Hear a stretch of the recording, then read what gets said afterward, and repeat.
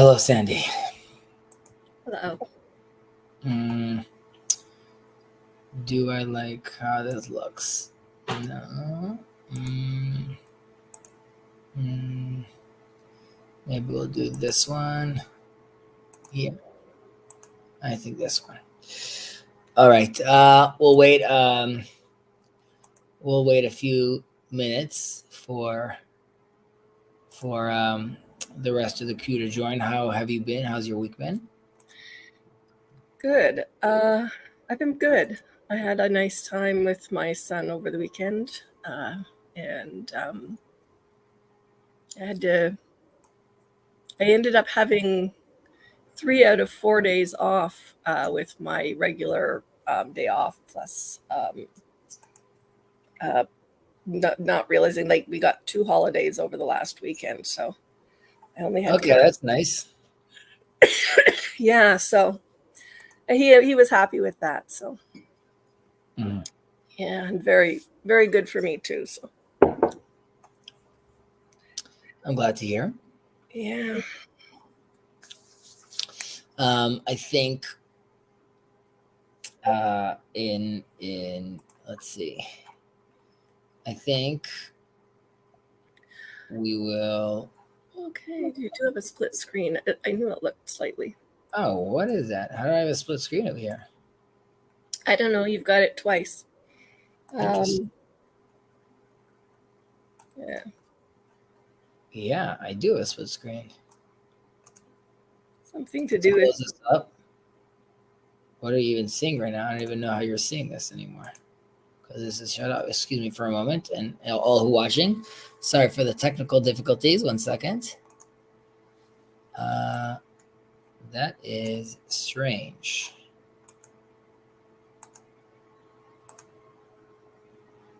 Remove. Okay, let's try this again. Where is Brit?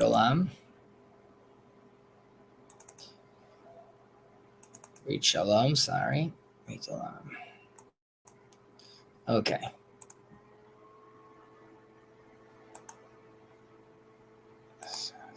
Okay. Present. Share screen. Window. Share.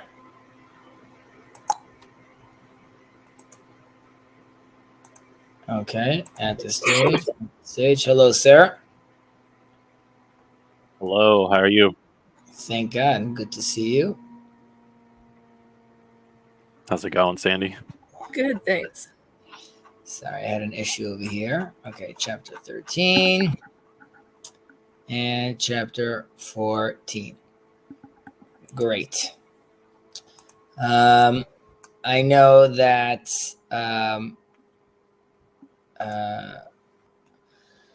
Bill was thinking of joining, and Jonathan's not going to make it.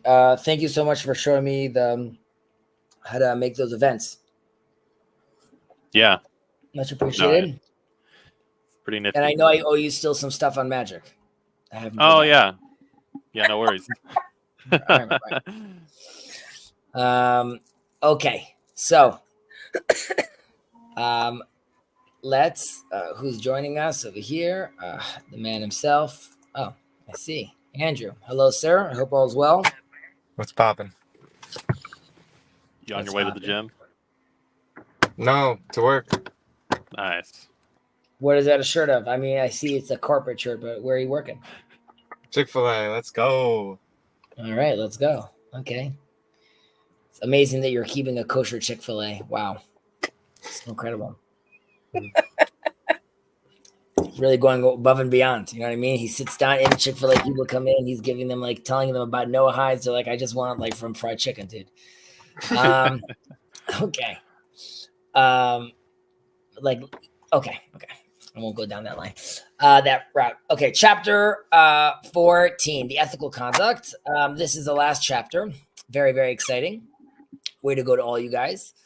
And we will move through this one. I think we'll stop at, if we get that far, but we'll stop, I think, at acts of loving kindness. I think that's a good place to stop. Maybe we'll see how our timing goes. Maybe we'll continue or not. Okay. And without further ado, Sandy, can you take us with the verses and take us into, let's just start with the verses. Yep. And you shall do what is right and good in the eyes of the Lord. Deuteronomy 6:18. He has told you, O man, what is good and what the Lord requires of you, only to do justice and to love goodness and walk modestly with your God. Micah 6, verse 8. Right. So, what's interesting over here is that we are not being told, okay, in this verse, specifically the verse is Micah, we're not being told about mitzvah, right? We're not being told about commandments over here. We're being told to only do justice, which part of doing mitzvahs includes justice, right? And love and goodness, right? And walk modestly with your God. So it's we're being told over here that we have to act in this manner. And this is also what God, also why he chooses Abraham, right? He sees that that Abraham is going to make sure that his children and his descendants keep on with this tradition. And that's what God was specifically looking for. It wasn't enough for him that Enoch was holy but couldn't connect to the people. And it didn't help him that Noah was a righteous person, but also didn't care enough to ask God to save the rest of the world, and didn't put up a fight and sort of was siloed. And that's why he's also in his own ark, so to speak. Becomes Abraham, and we see him embodying these attributes and these virtues as well. And that's why God is looking for. Now we could ask, what does it mean to do justice? What does it mean to do, or here it says earlier, to be right and good in the eyes of Hashem, right? And you could say that if we're talking about the 613, you've already told us this, right? So why are we saying right now, mentioning this again? We should be aware that we're constantly under observation. God is always watching us. And while there's the 613 that we need to be doing, ultimately speaking, God is always watching what we're doing. And the way we behave in this world is being seen by the master of the universe. Let's move on with number 1. What do you say, Antonio? You want to take it on? It is stated in the Torah, "What does the Lord your God ask of you? Only to fear the Lord your God, to walk in all of his ways, and to love him." The sages explain how to walk in his ways. Just as he is merciful, you too should be merciful. Just as he is charitable, you too should be charitable. Just as he clothes the naked, you too should clothe the naked.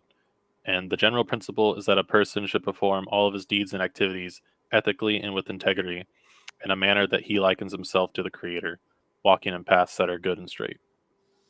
Right. Okay. So we see over here this it's telling us to be the example, right? We are made in God's image, and and this is really the closest thing we could get to. In Hebrew, it's mahurachum afatarachum, right? Just as he is merciful, you too should be merciful. Does that mean that when we are merciful, that's exactly what God is doing? Not necessarily, right? There's obviously still a very large gap between us and the master and the creator of the universe. Having said that, we see, and we are being told that this is a certain way where we could echo that, where we could sort of feel out in the dark how God is behaving as well, and what he wants to see from us.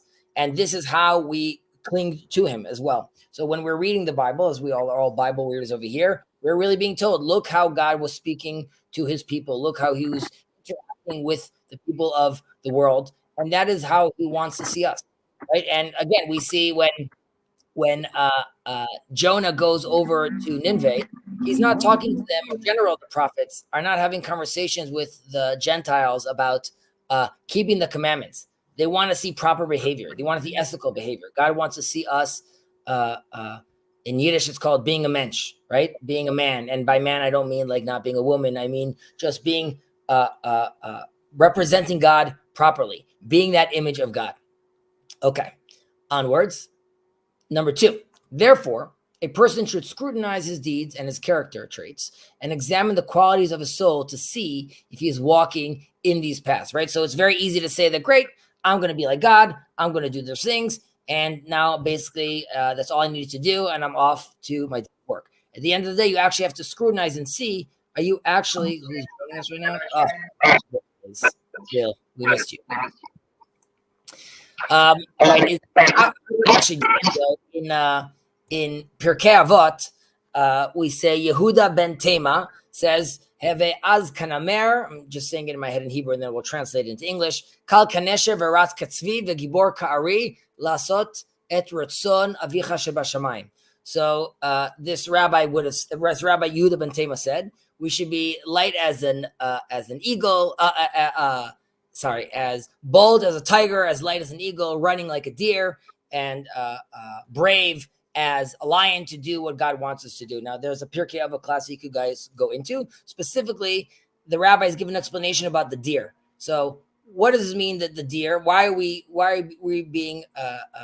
What is this example of a deer? So, not only is the deer quick to go do good things, right? He moves very quickly in order to capitalize on the mitzvot and good deeds that he could do. But when the deer runs, usually when he's running at high speeds, he also turns around. Naturally, he does this. And that's because he is aware that he always has to look back. Is the lion behind me? Is the evil inclination behind me? Right? So even I'm rushing to perform a mitzvah or do a good deed, it could be that the evil inclination is running right alongside me, celebrating his victory. Right? I could be thinking that I'm doing a great deed right now, but really I don't realize that I have ego involved, that I'm doing it for the wrong reasons. So one always must check himself. So even though we just said number one, that we should just emulate ourselves like God and act in such a manner, we also need to scrutinize, self-examine, and really, really take a long and deep, hard look at ourselves and see, are we always making sure we're behaving in that manner? Andrew, since you're sitting, how about you take number 3?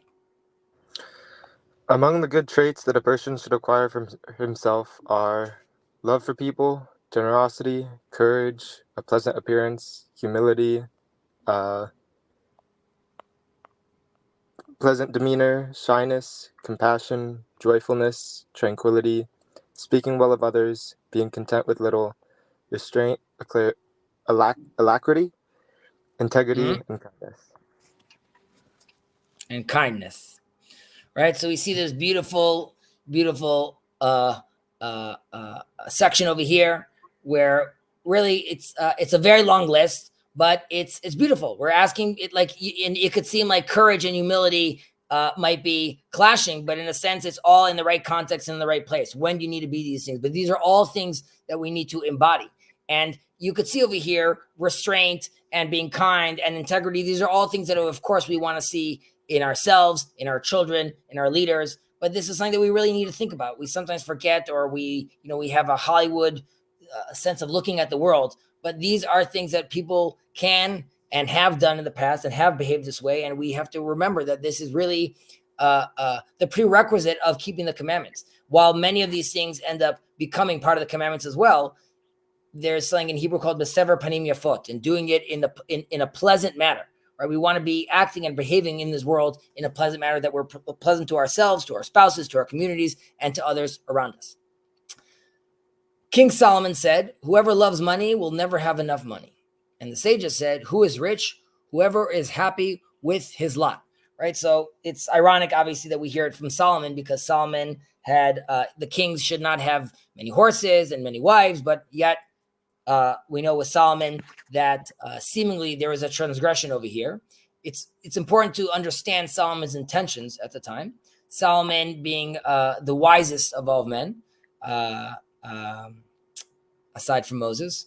That's a separate topic. But being the wisest of all men, there was an understanding that he was trying to bring this universal time during his reign.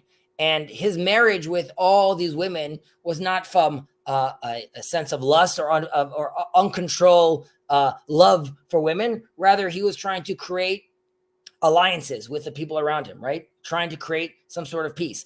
And when these wives of his brought in idol worship into the temple, Solomon, being Solomon, recognizing, like we spoke about in the past about Shituf, and understanding that there is a history, and understanding that the Gentiles of the world have relationships through different mediations.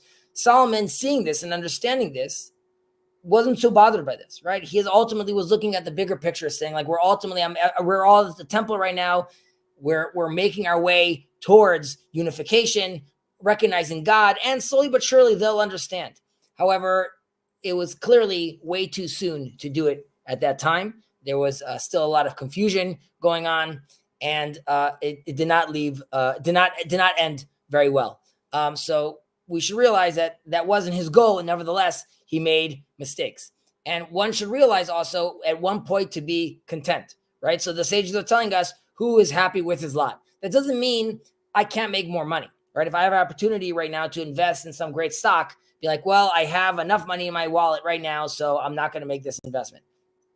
Of course you should, but that can't be the goal. The goal is not how much money am I making, next year's bonus. And again, you should have a good life. We want to make sure your kid could go to a good college or your daughter could go to a good college. All those things are true. Nevertheless, that can't be the one thing we're running after all the time. Number 5, Sandy, why don't you take it away? The desirable path is to adopt moderation in all character traits, not to go to extremes. Right. So already in section 3, we had all these different character traits that were being offered, and we said we have to do it in the right context.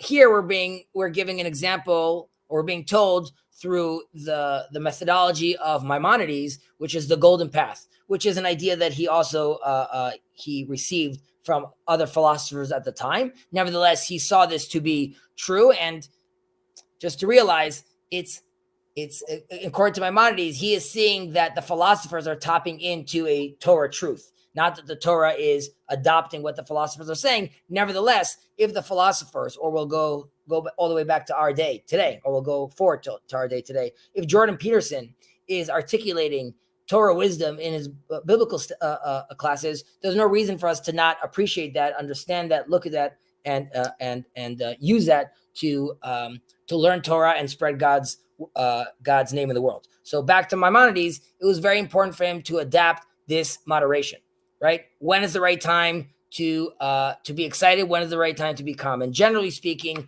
always be walking in that middle path, right? There are, of course, exceptions, but one can't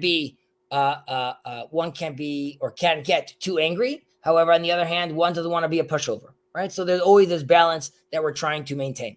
6, although it is impossible for a person to rectify all of his deeds at once, he should always make every effort to improve and become better little by little. And by doing so, he will accustom himself to walk in the good and straight path, since a person's character depends on his habits. Now, there will be some people that dispute that science, right? That there's that cause effect over there. However, we could see this in the New Year's resolution every year, right? This year, I'm quitting smoking altogether. And then the next morning, he's waking up and he's smoking, right? Little by little, this makes sense to little bite size of things that you could actually handle. And this is very relevant for Noahides or people that are considering taking on or walking the Noahide path, which is, it's not from 0 to 100. There's a time of exploration.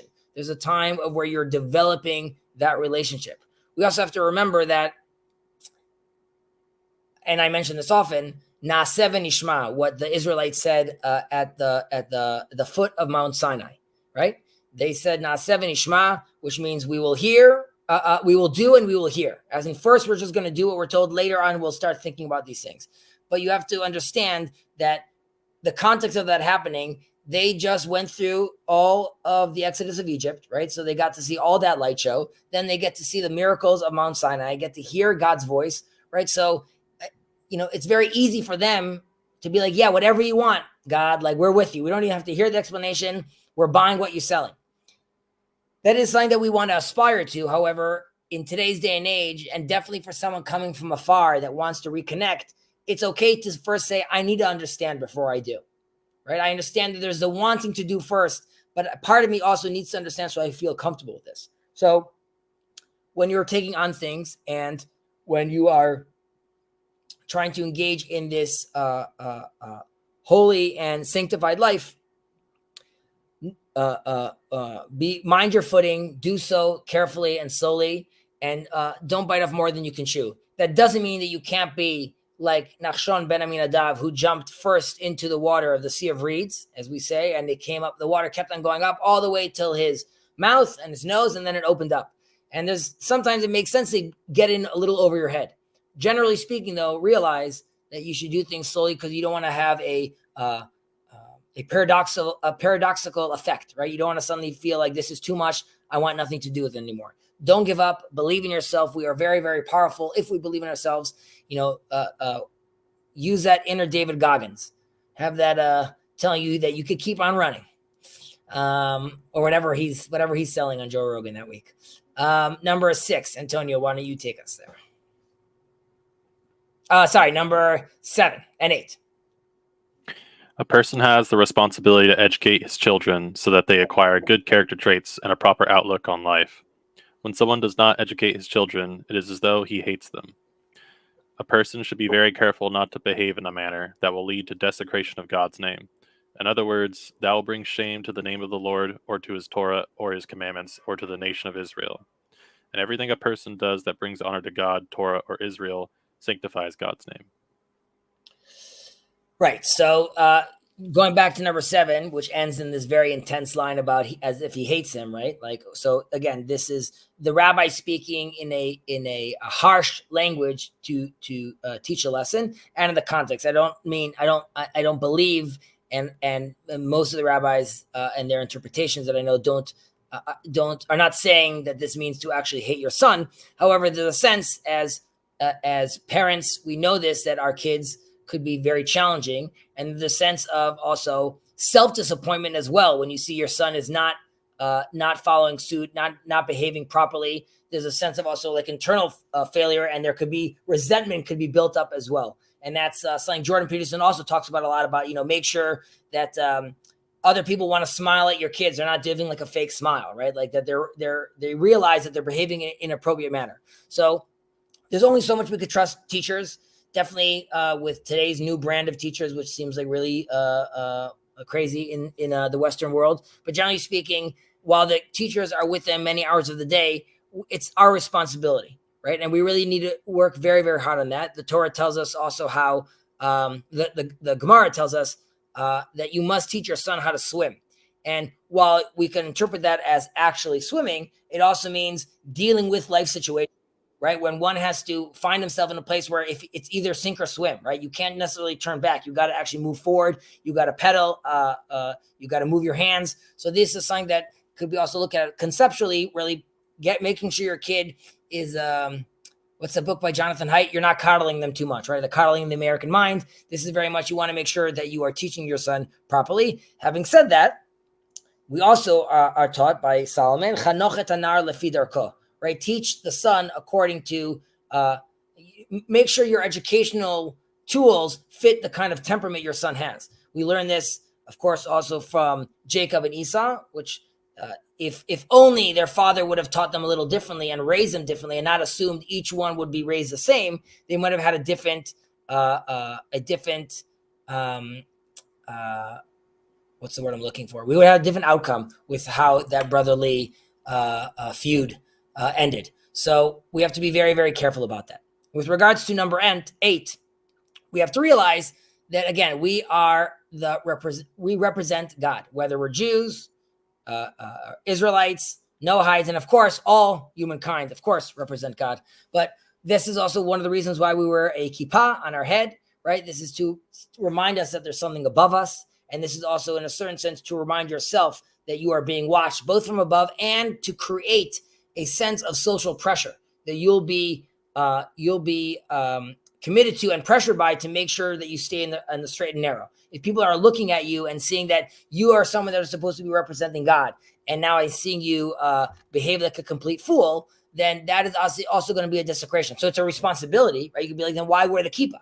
If you're taking that risk of how you're going to behave and people are going to look at you, then don't do that. So obviously we are proud wearing that badge. Having said that, that takes on, with great power comes great responsibility, as Uncle Ben used to tell Peter Parker, right? So now there's a general thing that we could touch on, which is, what does that even mean, desecrating God, right? If God is perfect, how can my behavior in any sense create a desecration for God, right? So if you notice that in the Tanakh and in the sages, it's never saying God is being desecrated, rather that his name is being desecrated.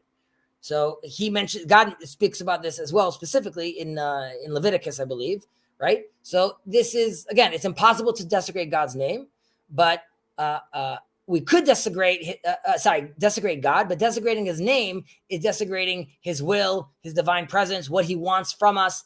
By acting a fool, we are desecrating his name. So just to clarify that point. Number 9. Antonio, do you mind?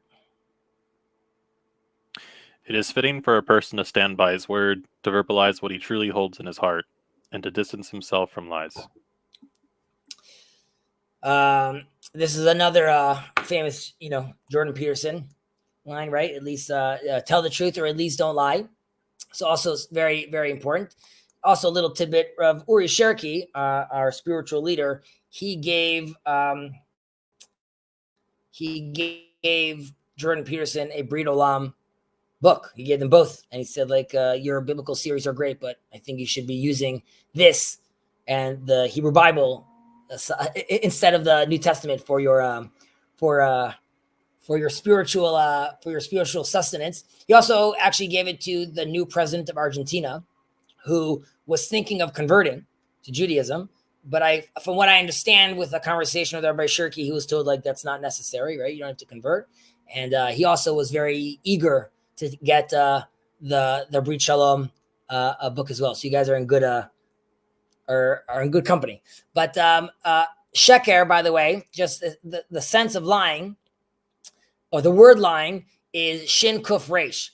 And it's not the order, but those are all letters that are all bunched together at the end of the alphabet, at the end of the aleph bet. And it's in a sense which is just like the letters are consecutive, so too if you start lying, another lie follows. It's a very, very, very, very slippery slope, and one has to be very, very careful. So whenever you can, really do your best to speak the truth. And we have to ask ourselves what that looks like, because we could all say here that, look, we teach our kids not to lie and not to make stuff up. Great. Do we use our cousin's Netflix account? Right? That's like a little white lie. And when I'm standing in line and I can see an opening that I could take that opening and then I'll be ahead of line and no one's going to notice and no one's going to be upset. But nevertheless, I still I was dishonest. So obviously we're human and there's a culture we're around, but people need to be aware of that, because all of these things are little mini lies. And there isn't really a loophole for that, where God says, listen, if it was a great Netflix show, I too was binging it. So I understand. I'm also using your cousin's sign and stuff, but we need to be careful. There are these little white lies.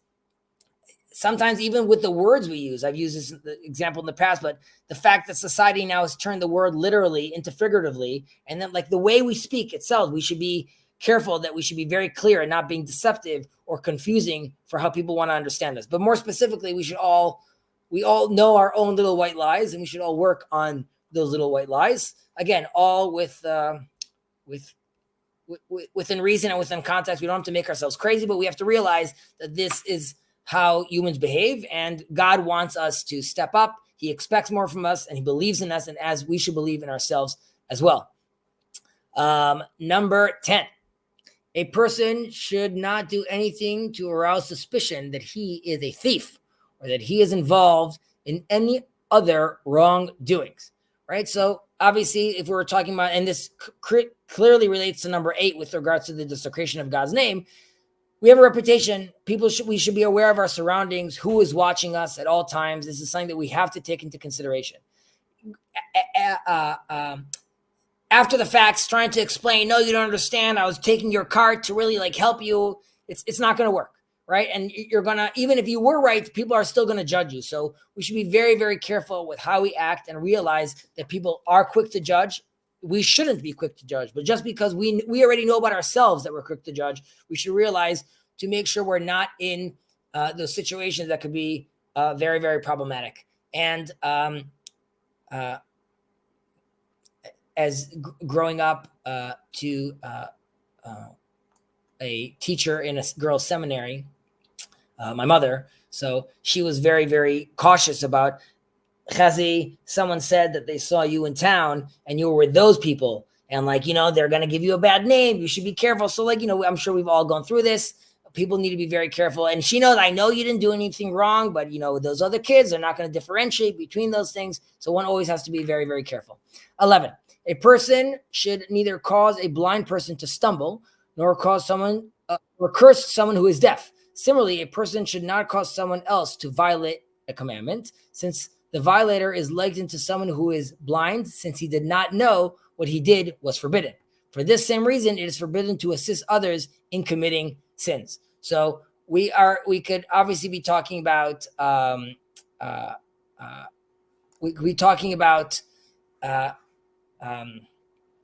not just someone that's literally blind and literally deaf, because that's sort of like obvious, right? We don't want to be tripping blind people, but someone that are not aware what's going on. They're not, and I could know, right? So I hear we're at the water park right now, and we're waiting on line X, and everyone's waiting on line X and line Y. And then we hear the guy say, line Y is now closed, only line X is open. And I noticed that these people didn't hear it, right? So I could decide to not let them know, or I could decide to be like, no, there's a wrong happening over here right now, right? I'm gaining because they were not aware or they don't know about this. And I have to be very careful how I take advantage. I don't want to take advantage of those situations. And I'm sure we've been in situations like this, again, where we're giving someone some advice. And sometimes we have to be careful ourselves. I'm pretty sure I could give them good advice, but I'm not really sure by myself if I know the answer, right? So one should be very, very wary about these things. And we have to be very careful from misguiding people. You have today 1,001 podcasts online where someone buys himself a microphone and suddenly he could be telling people, giving people psychological advice just because he read, an article once on Wikipedia. So people have to be very, very careful with how they're behaving and what they're saying. Number 12. Do you want to take this, Antonio? Or you know what, Bill, do you mind taking it? Yeah, I'll take it. You said number 12. Giving harmful counsel is akin to causing a blind person to stumble, and all the more so if done for the benefit of the malefactor. Right. So this also relates to number 11 in a certain sense. And like a good example of this, or a relevant example for us over here, would be for our Christian friends, right? Which is, I'm a Noahide right now, and I have a mother-in-law or a mother or a wife or a brother that wants to be participating in some things that we as Jews and a Noahide see as problematic, but they don't, right? So can I help him do this? Can I participate in this act? Or by knowing, I know now that what they're doing is problematic, do I say anything, right? So we've discussed this many times where to be delicate, sensitive about these situations, right? We're not trying to cause more stress. So are there things, ideally, if I could make sure I'm not involved in it, or I don't have to help, then obviously if I could do that without creating tension, then great. And if not, then I try to minimize the effect of those things. But one has to be very, very careful, right? The example we've given in the past is I'm going now to my father's grave and there's a cross over there, but it's filthy, right? So am I right now, my wife comes and says, go with the kids and go clean this off right now. Do I say like, no, this is out of worship, having the kids do it, it's a stumbling block? Or do I realize, no, this is okay within the context, and taking in mind the things that we studied and the things we learned, maybe this is the time to employ the understanding of the rabbis that understand shituf. So maybe this is relevant for that moment. So again, one has to be careful, which is you don't want to have someone stumble, but we also have to be sensitive as well. Was that clear or was that confusing? I'm asking you guys. Okay, good. 13, Antonio. It is appropriate to have compassion on helpless strangers and not to cause them suffering. No one should cause a widow or an orphan or any depressed spirit to suffer, and they should be treated with respect. So this is written and told to us by God, right? The orphan and the widow. And we have a hero over here named Bill that obviously deals with these foster children and this in this world as well. But this is what God is saying. You have to watch over these people. Obviously, God watches over all of us, but this is what God is expecting from us. You need to protect them because they have no one else. And I've given you this world to steward. So it's your responsibility to take care of these people. And I mean, we see this also with Cain and Abel, right? Which God asks him, where's your brother, right? So his answer is, am I my brother's keeper? And the answer is yes, you are your brother's keeper. Our job is to watch them. And even when the mark of Cain, in Hebrew, it's ot, which means also letter, not just mark. And the Midrash talks about how even Cain had a letter, and reminding him that when you're ready, you are welcome to come back and be part of all the letters of the alphabet, all the letters of the people of Israel. This is a place for reconciliation, but we have to remember that we could read the words when we're all together, when the letters are all come back home, and then you could actually create sequences out of them. But if you are just completely ignoring what's helping around you, then that's not what God wants. I would even stretch this and say, when we read about a depressed spirit, we have to be very, very sensitive to, and what we know today there's a lot of people that are dealing with mental illness. And I'm not saying that this is mental illness, of course, but even in the LGBTQ community, here too, we have to realize a lot of these people have a depressed spirit. And one should be very cautious how we interact with them and how sensitive we are with these people, because they too are hurting. And that doesn't mean now, right? Just because there's a widow, I don't decide that now the widow becomes the president necessarily, but I still am aware of what's going on around me and have to be sensitive to those things. 14, Sandy.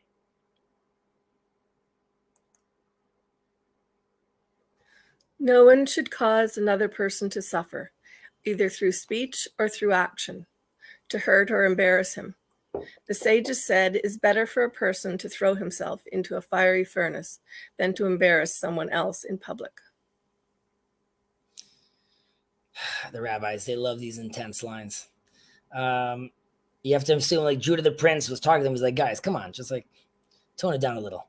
But we have over here what to me, this is very apropos with the age of social media. People have to be extremely, extremely careful with hurting, embarrassing one another. The reference over here to the furnace is talking about the biblical story of Judah and Tamar, his daughter-in-law, and how that confusion happened. And we see over there that ultimately Judah, once he realizes what happened and the transgression, he takes responsibility, right? So if we're being harmful to someone or we cause an issue, we have to realize we have to take responsibility. So we see that with Judah, but we also see with Tamar that even though this also happened, she was willing to, because she was going to be sentenced to be burnt in the furnace. She was going to be killed. So ultimately, at the end, when Judah speaks up, she gets saved. But she was willing to basically get killed in order not to embarrass him, right? So here too, that's obviously an extreme, but we have to be very, very sensitive to this. And also, Jonathan Haidt talks about how the rates of suicide attempts and depression for young teens has skyrocketed, right? So that's a very, very, very scary stat to think about. I think it went up like by 90% or something like that. And that is, we don't realize the power of our words and how they're amplified by social media. So one has to be very, very careful with this, specifically in this day and age, and also teach our kids and raise our kids in a way to be very, very sensitive to this as well. I tell my son, or when he comes home from school, I always ask them, both of them, did you notice anyone crying? Did you see, after did you have a good day and do you have homework? Notice what's happening around you. Are you seeing anyone else that is having a hard time? Are you seeing a depressed spirit, right? And if so, you got to reach out. Maybe you don't have the answer, but you still have to reach out and be sensitive to these things, and definitely how we're speaking to them and how we're behaving. No one should engage in conflicts or quarrels. Obviously, there's wars to have, right? And people have seen Jacob and I have a conversation or two. and they might have seemed like they were fighting words. Nevertheless, when it's a Torah conflict for its own sake, for the Torah's sake, then that's a different kind of conflict. But generally speaking, be smart, not right. Okay? You want to be sensitive to what's around you. You want to try to ultimately get to sort of peace. This goes back to what we said about Maimonides of picking the middle road, right? Try to avoid the conflict. It doesn't matter that you're going to show him. What we really want to show our kids is how we know how to diffuse a situation, how we know not to be prideful. So again, in Hebrew, it's tiyeh chacham al tiyeh tzodek, right? Be smart, don't be right. And definitely when dealing with people with crazy road rage, one has to be very, very careful. Number 16, the sages said, do not appease your fellow when he is angry, and do not console him when his dead relative lies before him, and do not attempt to see him at the time of his degradation. This is from Pirkei Avot, 461. Yes, Mishnah Avot. Okay, so first off, we're not talking about that the dead person is literally lying right in front of him, right? It means that someone has recently passed away, right? So these examples, because we could use just other things that happen in people's life and we should be sensitive about, but they represent all different types of cases and situations where it could be compressed into these things right here. And all of them have this moment of confrontation, this hesitation between different options. And there's a greatness about of like facing this, but only an existential dilemma could create such a moment, right? Like only when a moment of death happens, or a moment where like there's a degradation, or what was the other one we said over here, which is when he's angry, right? So when these moments are happening, there's a spark of potentiality, right? So when I'm angry, I'm struggling with my own perspective, right? It's not necessarily like an actual event happened, and this is like I'm doing like a self reassessment what's going on, and it's very important to make sure that internal processing is happening, and not to be overtaken by someone trying to give you like external validation, right? You have to let someone sort of rest and be in his own anger for a moment before you telling him, no, it's okay, no, calm down. Like, no, he might need this for himself right now. And when dealing with death, of course, and I am fortunate that I didn't have to deal with this so much, thank God, but we all have to deal with this in our life. So there's clearly a deep pain realizing that this life you shared with someone is no longer part of your tangible reality, and it becomes something more abstract, and then eventually like not doubted by others, but it becomes less and less real, and that's very hard for us to let go of.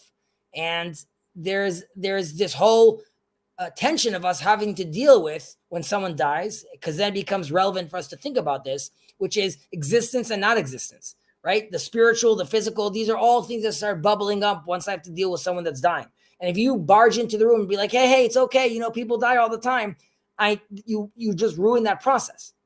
It's external comfort is obviously good, but if it's immediate and if it's superficial, it is failing to acknowledge the depth of this transition that I'm going through. So one has to be extremely careful about that. And with regards to the degradation over here, so here too, we could ask, we are told to to rebuke your neighbor if you see your neighbor doing something wrong. There's a difference between to see him, to observe him, and to rebuke. So rebuking is more about the act someone is doing, and it's less personal. Observation is like a deep contemplation. I'm looking at someone, I'm studying someone, I have like my own thoughts about how he's behaving and what he wants. And this could create a lot of embarrassment to the person. This could end up having him spiral downwards, right? Like you could have also, again, like a paradoxical effect over here.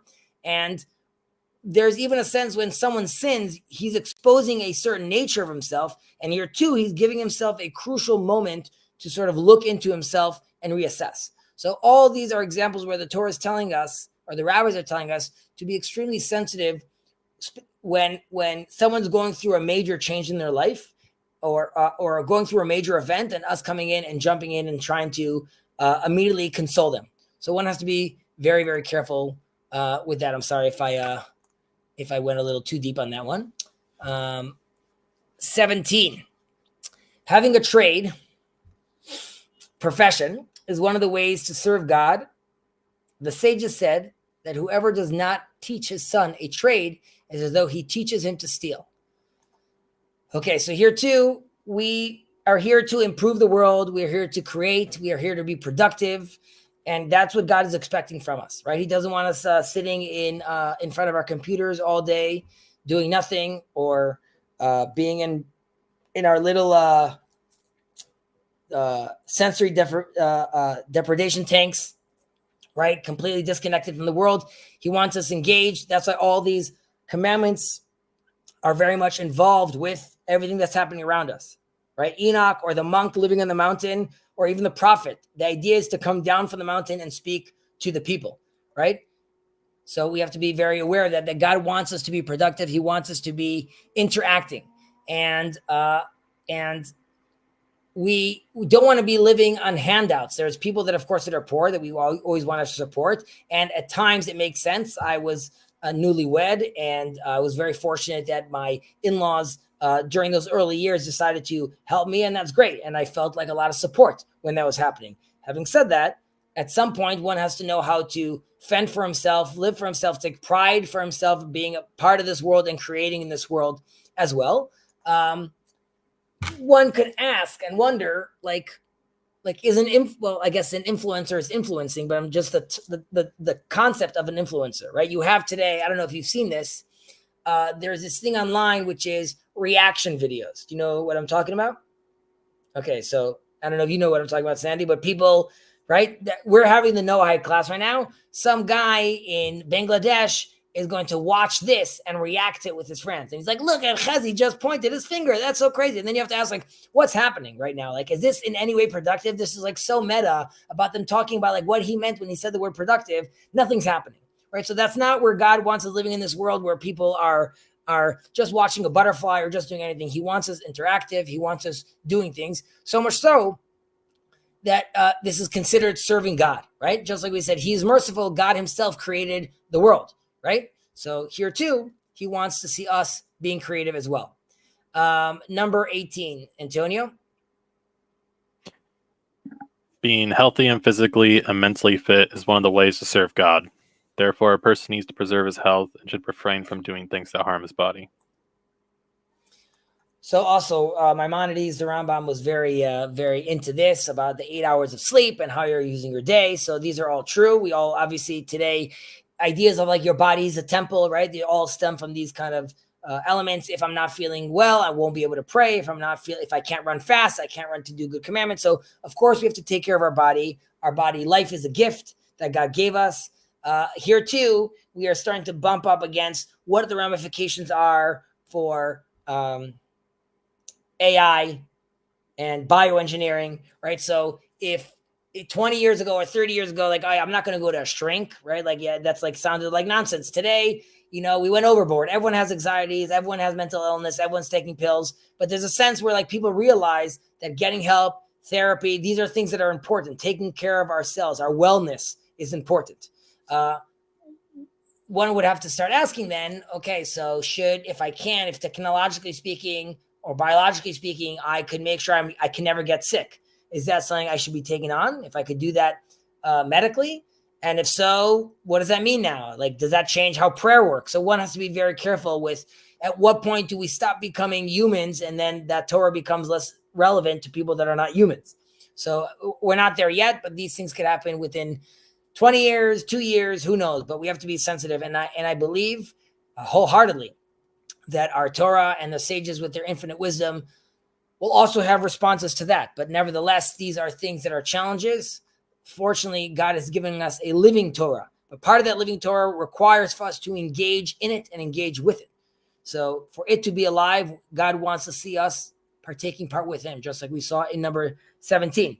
Number 19, since a person is greatly influenced by the people around him, a person should choose good and honest people who will influence him favorably to be his friends. He should also attach himself to wise people and righteous people and should distance himself as far as possible from degenerate society, right? So we all know what Hollywood is offering us today in the world. And we have to be very, very careful with who our friends are, which I think why the TLC is actually a beautiful place, because in a certain way, it is allowing in today's day and age to curate, so those kind of friends. And there could be a guy living in Sheboygan that has no one. Nevertheless, he could go on TLC or go onto his own group and suddenly have many, many virtual friends. And virtually not alone, I guess, is tapping into this chapter 9, this section 19 over here, where we have to be extremely, extremely careful about this. And definitely for a Noahide community, or one that is growing or is emerging, one should try his best to select those people, if he can, that he wants to be around. These are the people we want our kids to see, the adults we want them to grow on with. And it's difficult. Like, I can't just get up and move right now, leave this neighborhood. But if you're in a place right now where it's completely corrupt, completely falling apart, it will affect you. Just like we talked about, taking on those good habits will affect you. Being in that surrounding will affect you as well. And we see this, of course, it's very easy to see this with kids, how when they're hanging out with the wrong crowd, how they're affected, how they're suddenly coming home and talking to you. Who taught you to speak that way? So if we want to avoid that, of course, we want them growing up in places where that could happen properly.